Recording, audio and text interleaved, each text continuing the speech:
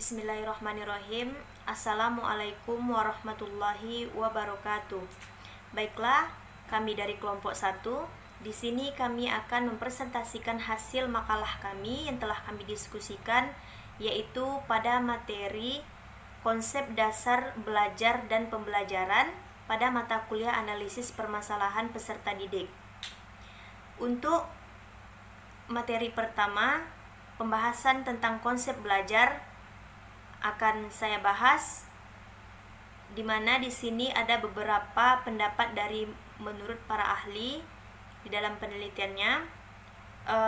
Pertama, konsep belajar menurut psikologis, di mana belajar ini sendiri merupakan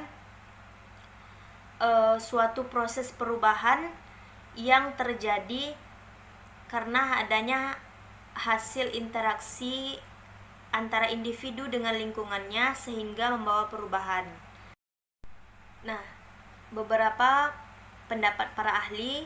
Yang pertama, menurut Durton dalam penelitiannya Psikoh tahun 2013 halaman 9, ia mengartikan bahwa belajar itu merupakan suatu perubahan yang terjadi pada diri individu itu sebagai hasil interaksinya dengan lingkungannya. Nah, itu dilakukan untuk memenuhi kebutuhannya yang menjadikannya mampu melestarikan lingkungan secara memadai. Yang disebutnya dengan kata-kata learning is change the individual due to interaction of the individual and this environment which feels a need and makes him capable of dealing adequately with his environment. Di mana artinya ini, belajar itu merupakan perubahan individu terhadap lingkungannya akibat adanya interaksi dari individu tersebut yang memenuhi suatu kebutuhan dan membuatnya mampu menghadapi kesesuaian dengan lingkungannya. Nah, menurut Hilgard dan Bauer dalam penelitiannya Psikoh tahun 2013 pada halaman 9-10, ia menyebutkan bahwa belajar itu memiliki ada beberapa arti. Yang pertama itu to gain knowledge, yang artinya belajar itu untuk memperoleh pengetahuan. Yang kedua, to learn comprehension, di mana belajar ini untuk melalui sebuah pemahaman. Kemudian, or mastery of through experience or study, di mana belajar ini juga didapat melalui penguasaan yaitu pengalaman. Kemudian to fix in the mind or memories, belajar ini bisa didapatkan melalui menghafal atau disebut juga dengan membenahi pikiran atau ingatan dari individu tersebut. To acquire through experience, to become informed of the find out. Nah, di mana yang terakhir ini, belajar ini bisa melalui pengalaman yang didapat dalam bentuk mencari tahu. Nah, menurut definisi tersebut, belajar ini memiliki pengertian yang disebutkan bahwa belajar itu bisa didapat melalui pengalaman, menghafal, kemudian mencari informasi, kemudian melalui sebuah ingatan yang dilakukan individu dengan lingkungannya. Nah, sedangkan menurut James O. Whittaker dalam penelitiannya Psikoh 2013 halaman 10, ia juga mengemukakan bahwa belajar adalah proses di mana tingkah laku itu ditimbulkan atau diubah melalui latihan atau pengalaman. Nah, dari beberapa pendapat yang telah dikemukakan dapat disimpulkan bahwasanya belajar itu merupakan suatu perubahan yang ada di dalam diri individu yang membawanya ke arah lebih baik akibat adanya interaksi individu dengan lingkungannya. Itu disebut dengan belajar. Baik yang mengubahnya dalam pengetahuan, pemahaman sikap, kecakapan, tingkah laku, dan aspek-aspek lain yang ditimbulkan individu, itulah yang disebut dengan belajar. Assalamualaikum warahmatullahi wabarakatuh. Baiklah, di sini saya akan menjelaskan tentang jenis-jenis belajar berdasarkan ciri-cirinya. Pada jenis belajar berdasarkan ciri-cirinya ini terdapat 8 belajar. Yang pertama, belajar isyarat, di mana belajar isyarat ini adalah belajar yang tidak diniati atau tanpa kesengajaan timbul sebagai akibat rangsangan atau stimulus sehingga menimbulkan respon emosional pada individu. Maksudnya di sini belajar ini dilakukan secara tidak kesengajaan dan menimbulkan respon dari individu. Contohnya, pada suatu kelas yang diberikan pelajaran geometri pada gurunya, ada seorang anak yang tidak dapat mengerjakan pelajaran geometri tersebut. Guru mencemooh anak tersebut, sehingga dengan cemooh guru tersebut, anak tidak dapat menyenangi pelajaran tersebut dan tidak dapat mengerjakan pembelajaran geometri. Yang kedua yaitu belajar stimulus respon. Di sini belajar untuk merespon atau menanggapi suatu pembelajaran. Pada pembelajaran stimulus respon ini belajar yang dilakukan secara fisik. Misalnya, siswa menirukan guru menyebutkan tentang persegi panjang.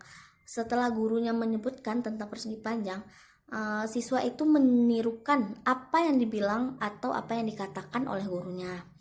Yang ketiga yaitu belajar rantai atau rangkaian, di mana belajar rangkaian atau rangkaian ini yaitu belajar yang sesuai dengan langkah-langkah yang telah ditentukan.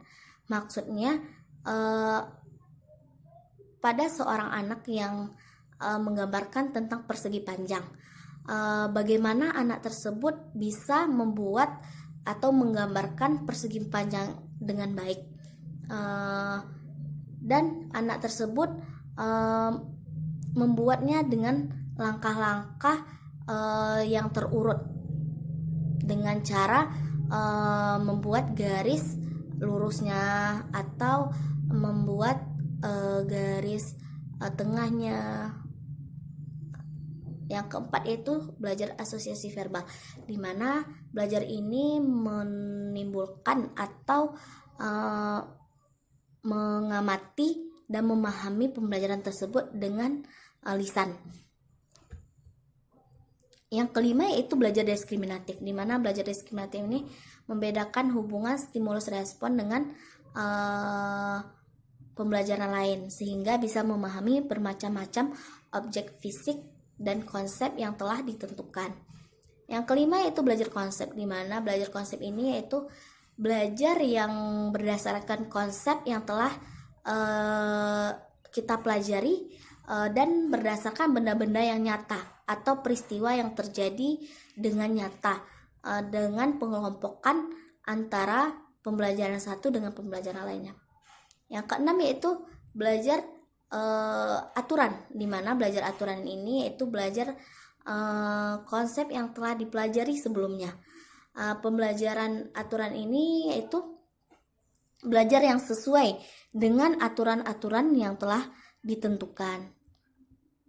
Yang ketujuh yaitu belajar memecahkan masalah, di mana belajar memecahkan masalah ini adalah belajar yang untuk memecahkan permasalahan yang terjadi pada pembelajaran tersebut pada soal yang telah diberikan oleh guru tentang geometri, dan di sini bagaimana siswa itu dapat memecahkan masalah atau soal yang telah diberikan oleh geometri tersebut dengan membuatnya dengan rumusan yang telah ditentukan. Assalamualaikum warahmatullahi wabarakatuh. Baiklah, di sini saya akan melanjutkan materi yaitu tentang landasan konsep pendidikan. Yang pertama itu adalah landasan filsafat, di mana di sini ialah mengandung pengertian manusia dalam melakukan suatu pembelajaran melalui dengan cara memahami, lalu meneliti dan juga menggali sebuah informasi, di mana dengan tujuan untuk memenuhi segala kebutuhannya. Lalu kedua adalah landasan psikologis.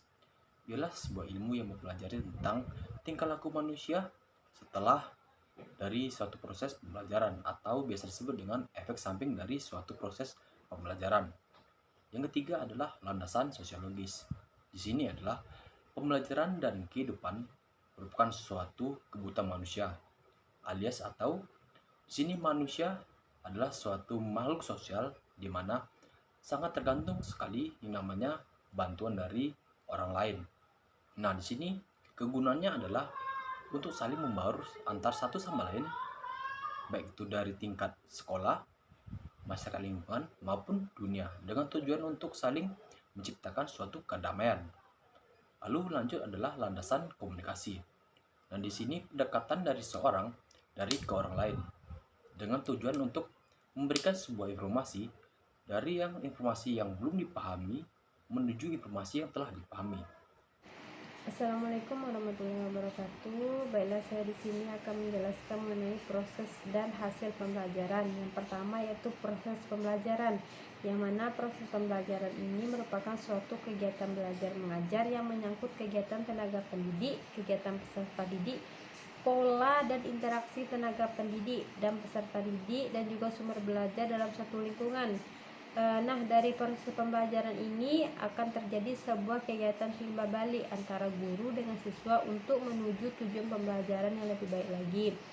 Proses pembelajaran yang mana kegiatan memperoleh ilmu dan kepandaian sehingga dapat merubah tingkah laku pada peserta didik karena adanya tindakan atau interaksi baik antara individual maupun kelompok dalam lingkungannya. Yang kedua yaitu hasil pembelajaran. Hasil pembelajaran ini sebuah kalimat yang terdiri dari dua kata yaitu hasil dan belajar. Variabel hasil pembelajaran dapat diklarifikasikan dengan cara yang sama. Pada tingkat yang amat umum sekali, hasil pembelajaran dapat diklarifikasikan menjadi tiga, yaitu yang pertama keefektifan pembelajaran, biasanya diukur dengan tingkat pencapaian si belajar. Yang kedua yaitu keefisien pembelajaran, biasanya diukur dengan rasio antara keefektifan dan jumlah waktu yang dipakai. Yang ketiga yaitu daya tarik pembelajaran, biasanya diukur dengan mengamati kecenderungan siswa untuk tetap belajar. Terima kasih. Selanjutnya yang E, prinsip-prinsip pembelajaran. Menurut Ali, pada tahun 2013 pada halaman 33-38, adapun prinsip-prinsip pembelajaran. Yang pertama yaitu perhatian dan motivasi. Perhatian mempunyai peranan penting dalam kegiatan pembelajaran. Tanpa adanya perhatian, maka pelajaran yang diterima dari pendidik adalah sia-sia. Maksudnya dari perhatian ini seperti guru memberikan motivasi atau materi kepada siswanya. Perhatian terhadap pelajaran akan timbul pada peserta didik apabila bahan pelajaran itu sesuai kebutuhannya, sehingga termotivasi untuk mempelajari secara serius. Selain dari perhatian, motivasi juga mempunyai peranan yang urgen dalam kegiatan belajar. Yang kedua, keaktifan. Belajar adalah kegiatan dan perilaku siswa yang kompleks. Kompleksitas pembelajaran dapat dilihat dari dua perspektif, mata pelajaran, khususnya dari siswa dan guru. Dari sudut pandang siswa, belajar dialami sebagai persiapan. Mereka melibatkan proses mental dan mengelola dengan bahan ajar. Dari sudut pandang seorang pendidik, proses belajar itu muncul sebagai perilaku belajar hampir sesuatu. Kecenderungan mental hari ini mengharapkan anak-anak adalah makhluk yang aktif. Yang ketiga, keterlibatan langsung atau berpengalaman.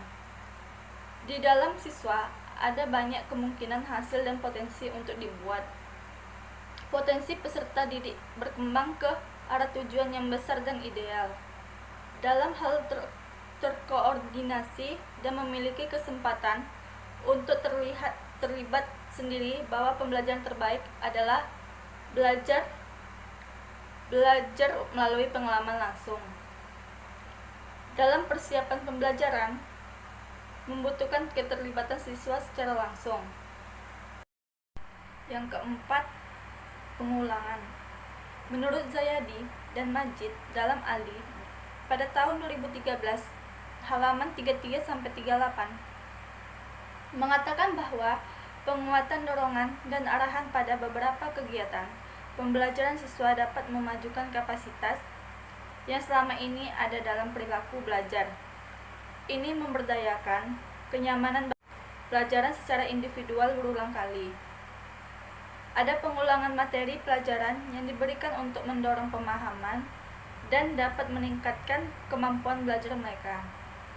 Yang kelima, tantangan.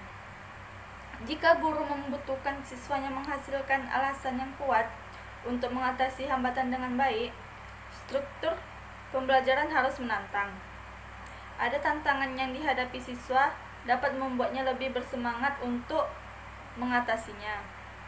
Mengajarkan materi yang membutuhkan pemecahan masalah dan analisis dapat membuat siswa tertantang untuk mempelajarinya. Yang terakhir itu perbedaan individual. Menurut Hamalik, mengemukakan bahwa agar perbedaan pribadi manusia dapat dilihat dari dua sisi, yaitu horizontal dan vertikal. Kontras horizontal adalah kontras seseorang dalam aspek mental, seperti tingkat wawasan, kemampuan, tertarik, memori, perasaan, dan lain-lain. Sedangkan kontras vertikal adalah kontras seseorang dalam perspektif fisik seperti bentuk tubuh, tinggi dan ukuran, energi, dan sebagainya. Masing-masing sudut ini besar pengaruhnya terhadap latihan dan keberhasilan belajar yang dilakukan. Oleh karena itu, kontras orang ini perlu menjadi pertimbangan guru dalam pembelajaran latihan dengan memperhatikan jenis belajar masing-masing orang. Pendidik mengklasifikasikan jenis belajar siswa menjadi 4 macam, yaitu yang pertama tipe auditif, yaitu peserta didik yang mudah menerima pelajaran melalui pendengaran. Yang kedua tipe visual, yaitu yang mudah menerima pelajaran melalui penglihatan. Yang ketiga tipe motorik, yaitu yang mudah menerima pelajaran melalui gerakan. Baiklah, itulah tadi presentasi dan penjelasan tentang materi konsep dasar belajar dan pembelajaran dari kelompok kami. Mohon maaf apabila ada kesalahan dan kehilafan. Kiranya teman-teman yang sudah menonton video ini dapat memberikan kritik dan saran yang membangun untuk kedepannya. Kami akhiri, billahi taufiq wal hidayah. Assalamualaikum warahmatullahi wabarakatuh.